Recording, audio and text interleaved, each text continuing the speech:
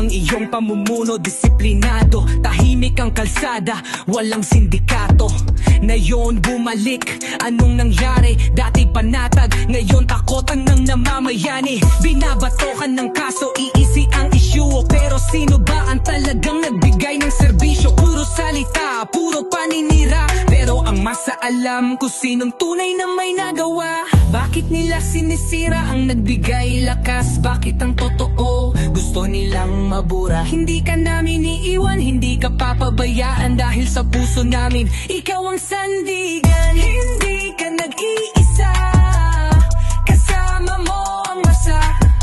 Kahit anong gawin nila, ikaw pa rin ang bida. Hinuhusgahan ka pero di nila makita na sa puso ng bayan ikaw pa rin ang tunay na ama. Sinisiraan ka pero kita naman ang resulta. Dadi tatas na oo ang Pinoy sa buong planeta.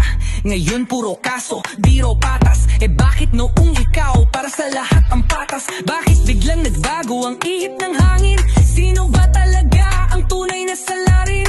Di ka namin iiwan, di ka namin kakalimutan, digong ikaw ang tunay na kinikilalang alamat.